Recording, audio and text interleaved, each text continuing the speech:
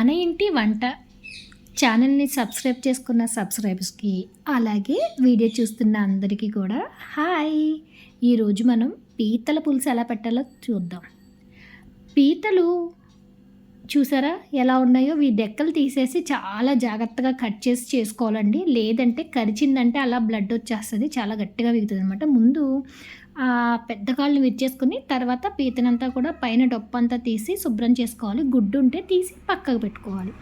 మనం పీతల పులుసు పెడుతున్నాం కదండి, దగ్గర నేను 1 కేజీ పీతలు అయితే తీసుకున్నాను. వాటికి సరిపడా ఒక 5 ఉల్లిపాయలని పొడుగ్గా సన్నగా తరిగి, ఒక 3 పచ్చిమిర్చిని కూడా తరిగి పెట్టాను. అలాగే పీతల్లో వంకాయ వేసి పులుసు పెడితే చాలా బాగుంటుంది. అందుకని 4 వంకాయలు తీసుకొని ఇలా పొడుగ్గా ముక్కలు కోసుకోవాలి. తర్వాత ఒక వెడల్పాటి దాకా పెట్టుకొని అందులో చాలా ఎక్కువగా నూనె వేసుకోవాలి. ఎందుకంటే పీతల కూరలో నూనె ఎక్కువగా ఉంటే బాగుంటుంది. ఇలా వేసుకున్న తర్వాత ఈ వంకాయ ముక్కల్లో కొంచెం ఉప్పు కూడా వేసేసి దోరగా వేయించిన వాటిని తీసి పక్కన పెట్టేయాలి. తర్వాత పొడుగ్గా తరిగిన ఉల్లిపాయ ముక్కలు ఉన్నాయి కదండి, వాటిని కూడా వేసుకొని పచ్చిమిర్చిని కూడా వేసేసి ఉల్లిపాయ ముక్కలన్నీ కూడా బాగా గోల్డెన్ కలర్ వచ్చే వరకు వేయించుకోవాలి. తర్వాత శుభ్రం చేసి పెట్టుకున్న పీతలను కూడా ఇందులో వేసేయాలి. వేసేసి కలిపిన తర్వాత అల్లం వెల్లిపాయ పేస్ట్ని ఇప్పుడు నేను చేత్తో చూపిస్తున్నాను కదా, అంత పరిమాణంలో వేసుకోవాలి. ఇలా అల్లం వెల్లిపాయ పేస్ట్ ముందు వేసుకొని మగ్గబట్టేసుకుంటే పీత అనేది కొంచెం నీచు వాసన ఎక్కువగా వస్తుందండి. ఆ నీచు వాసన లేకుండా మనకి కూర టేస్ట్గా రావాలంటే ఇలా అల్లం వెల్లిపాయ పేస్ట్ వేసేసి మూత పెట్టేసి ఒక 5 to 10 మినిట్స్ అలా చిన్న సిమ్లో పెట్టేసి ఉడికించామనుకోండి, దాంట్లో ఉన్న స్మెల్ అంతగా రాదు. తర్వాత పీతల్లో ఏంటంటే నీరు వచ్చేస్తుంది. ఇప్పుడు మనం చూస్తున్నాం కదా, ఇలా మనం నీళ్ళు వేయకపోయినా కూడా నీరు వచ్చేస్తుంది.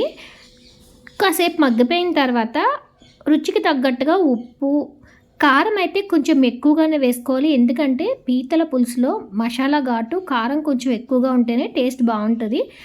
ఒక 2 చెంచాల మసాలా పొడి కూడా వేసేసి చక్కగా మొత్తం అంతా కూడా ఈ ఉప్పు, కారం, మసాలా పీతకు పట్టేలాగా బాగా కలిపేసుకోవాలి. కలిపేసిన తర్వాత మళ్ళీ కాసేపు మూత పెట్టేసి మగ్గబెట్టాలి. అంటే ఏంటంటే ఈ ఉప్పు, కారం, మసాలా అంతా కూడా ఆ ఫ్లేవర్స్ అన్నీ కూడా పీతకు పట్టాలి. పట్టిన తర్వాత ఒక 50 గ్రాముల చింతపండు తీసుకొని ముందుగానే నానబెట్టేసి ఉంచుకుంటే బాగా నానిన తర్వాత ఇలా పల్చగా పులుసులో తీసుకొని ఆ పులుసునంతా కూడా ఈ పీతల కూరలో వేసేసుకోవాలి. అలాగే 1 గ్లాసు నీళ్ళు కూడా వేసుకోవాలి. ఎందుకంటే కొంచెం పల్చగా పెట్టి మనం బాగా మరిగించామనుకోండి, పీత లోపలికి పులుసునంతా కూడా అబ్జర్వ్ చేసుకుంటుంది అనమాట. తర్వాత మూత పెట్టేసి ఇలా కొత్తలాడేలాగా పులుసునంతా కూడా మరిగించాలి. ఇలాగా ఒక పావు గంట సేపు పులుసంతా ఉడకాలండి. అంటే ఏంటంటే మనం వేసిన మసాలాలు పట్టే వరకు టైము, అలాగే పులుసు కూడా పీత లోపలికి అబ్జర్వ్ చేసుకుంటుంది. పులుసు ఇలా మరుగుతూ ఉండగానే పీతలో కనుక గుడ్డు వస్తే ఆ గుడ్డుని మెల్లగా ఒక దగ్గరికి వేయాలి. ముందే కనుక వేసేస్తే విడిపోద్ది అనమాట. తర్వాత మనం వేయించి పక్కకు పెట్టుకున్నాం కదా, ఆ వంకాయలు కూడా వేసేసుకోవాలి. ఇప్పుడు ఇందాక మనం నెమ్మదిగా గుడ్డు వేసాం కదండి, ఆ గుడ్డు చూసారా ఇలా గెడ్డలా కట్టేసి ఒక దగ్గరికి వస్తుంది అనమాట. ఈ గుడ్డు టేస్ట్ కూడా చాలా బాగుంటుంది, పిల్లలు కూడా ఇష్టంగా తింటారు. వంకాయ ముక్కలు అలా వంకాయలాగే కావాలనుకుంటే కొత్తిమీర వేసేటప్పుడు వేయండి. అలా కాదు వంకాయ కూడా కొంచెం మగ్గేలాగే ఉండాలనుకుంటే ముందు వేసేయండి. నేనైతే కొంచెం ముందుగానే వేసాను. మరిగిపోయిన తర్వాత ఫైనల్లో ఇలా కొత్తిమీర వేసేస్తే పులుసు అంతా కూడా దగ్గరికి మరిగిపోయి పీతల పులుసు అయితే చాలా టేస్టీగా రెడీ అయిపోతుంది. రైస్లో వేసుకొని తింటే పులుసు అబ్బా ఎంత టేస్ట్గా ఉందో అనిపిస్తుంది.